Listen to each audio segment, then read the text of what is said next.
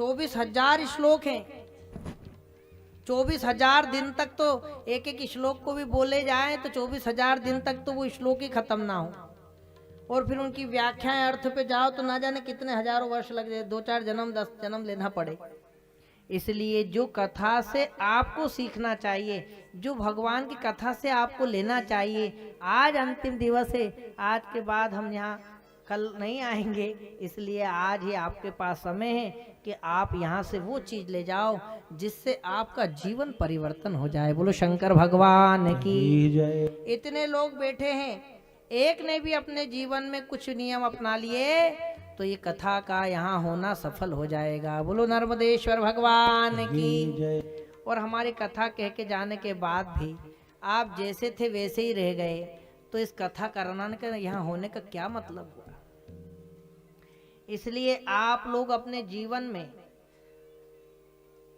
इष्ट बनाओ और गुरु बनाओ, दोनों चीज। इंसान को भी गुरु बनाया जा सकता है, उस इंसान में भी शिव को देखा जा सकता है।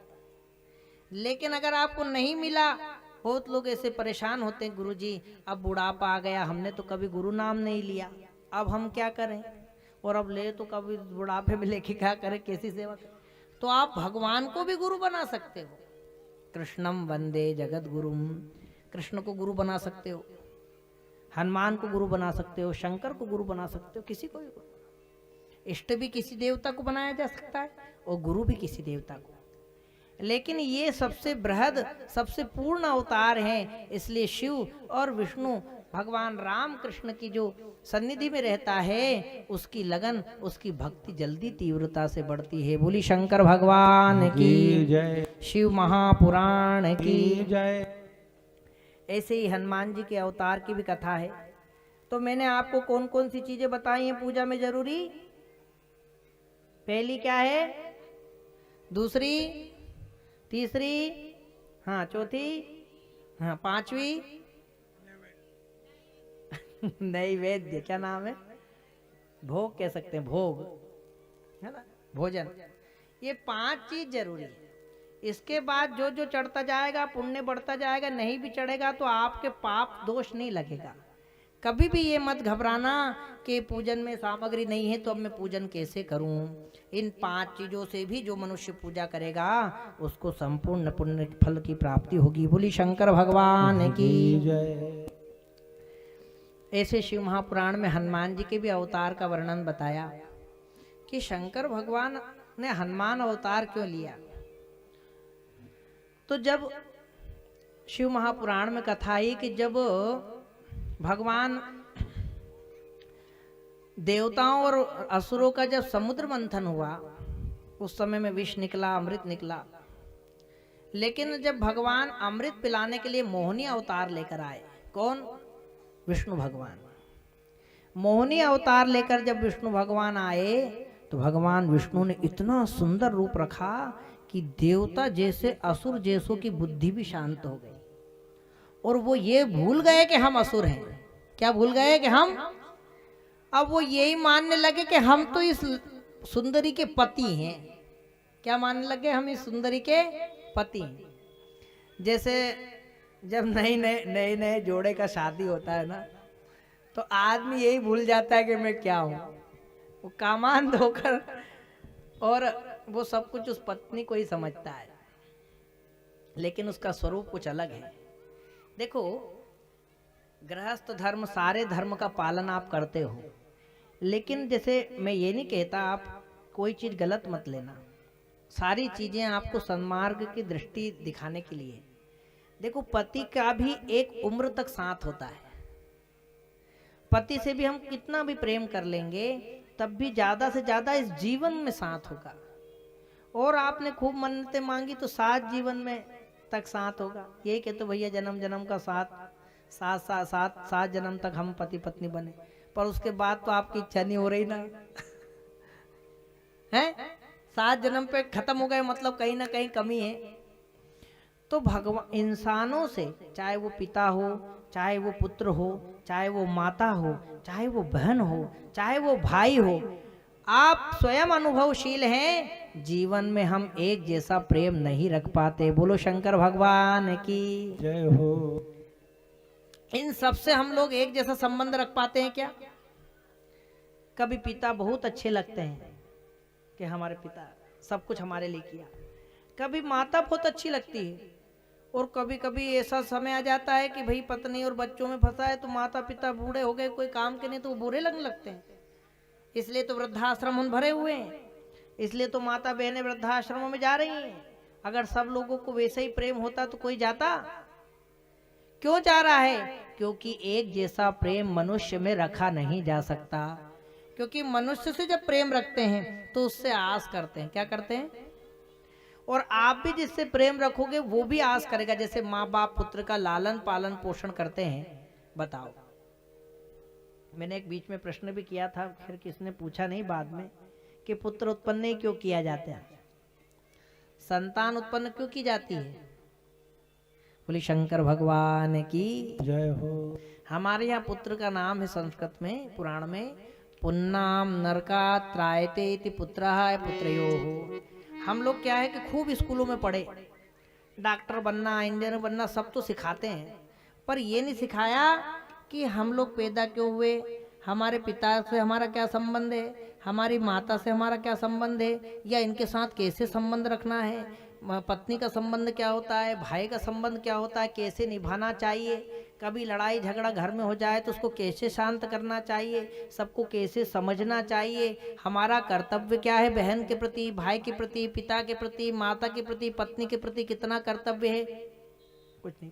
हम शादी क्यों करते हैं, हम लोग बच्चा पैदा क्यों करते हैं, सबसे प्रश्न पूछने जाओगे तो मूल उत्तर किसी को नहीं पता। बोलो शंकर भगवान की। बस गुरुजी हमारे होता आ रहा है तो हम कर दे रहे, बस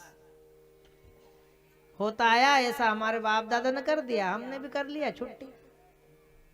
लेकिन उनके पीछे के मूल कारण नहीं पकड़े कि क्यों। नहीं तो रास्ते तो बहुत थे, सन्यास का भी रास्ता था, ब्रह्मचर्य का भी था, गृहस्थ का भी था, पर हम गृहस्थ ही क्यों अपना रहे। तो पुत्र उत्पन्न क्यों किया जाता है? हर पुत्र को उत्पन्न करने के बाद माता पिता तो हमेशा उससे आस रखते हैं कि एक दिन बड़ा होकर ये हमारी लाठी बनेगा, सहारा देगा। पर क्या ये निश्चित है कि सारे पुत्र सहारा देते हैं? बता दो पक्के में। इस संसार में सारे माँ बापों को उनके पुत्रों ने सहारा दिया है क्या? ये बता दो पक्की बात। तो फिर हम लोग आस तो लगा ली हम लोगों ने, और जब वो नहीं देता है तो हम लोगों को गुस्सा आता है कि नहीं आता है? बोलो शंकर भगवान की। अब वही पुत्र है जिसको खूब चुम्मा देते थे, चाटते थे, उसका मलमूत्र साफ करते थे, दिन भर उसको गोदी में लेकर घूमते थे, वही पुत्र एक दिन बुरा लगने लग गया कि नहीं? लेकिन भगवान से अगर संबंध बनाया तो देखो भगवान कहता है कि ना मैं तेरे लिए कुछ करूंगा ना तू मेरे लिए कुछ कर, केवल संबंध बना ले। बोलो शंकर भगवान की। मीरा कोई रोज यज्ञ नहीं करती थी, प्रहलाद जी को तो इसी स्थान पर रखे थे कि वो कोई दूसरा क्रियाकलाप नहीं करते थे कि कोई मूर्ति बनाते हैं, पूजा करते हैं, केवल भगवान से संबंध बना रखा था, इष्ट का।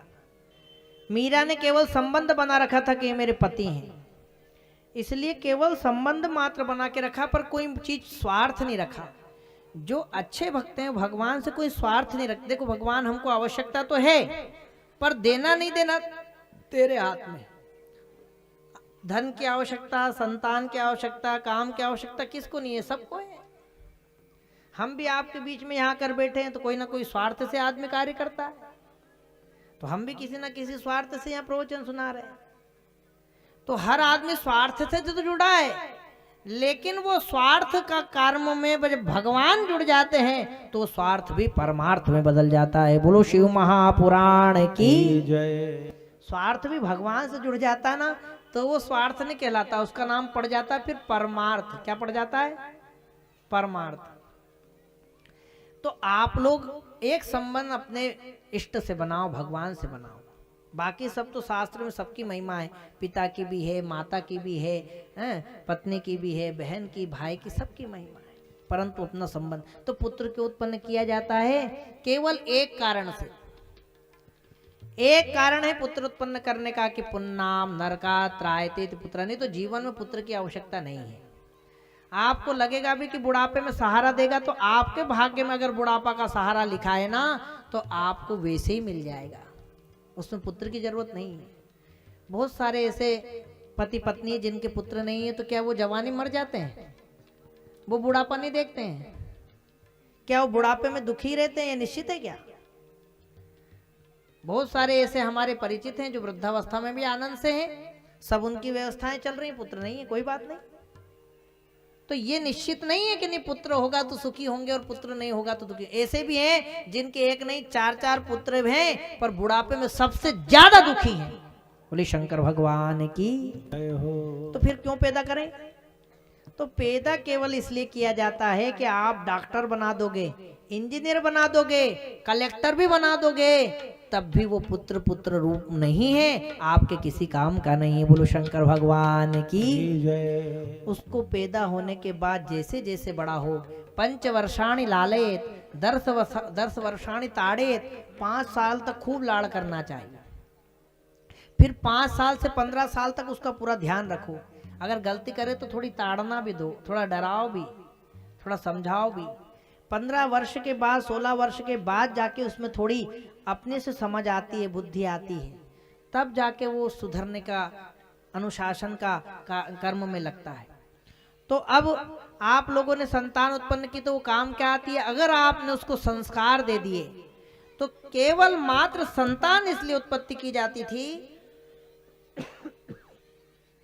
कि जीते जी तो हर आदमी को मोक्ष पाने का अधिकार है, भगवान की भक्ति करने का अधिकार है। तो हम जीते जी तो भगवान का नाम ले सकते हैं, देखो मुक्ति पाने के लिए, लेकिन एक बार ये शरीर छूट गया और हम मर गए, फिर हम भगवान का नाम नहीं ले सकते। और किसी पाप के कारण नरक में चले गए, किसी दोष के कारण हम लोगों का पतन हो गया, तो मरने के बाद बताओ हम लोग क्या दान कर पाएंगे? शरीर नहीं रहता है, फिर भूत प्रेत बना दिए जाते हैं, तो ना दान कर पाता है, ना धर्म कर पाता है, ना पुण्य कर पाता है, ना भगवान का नाम ले पाता है। शरीर ही नहीं है, कैसे नाम लेगा?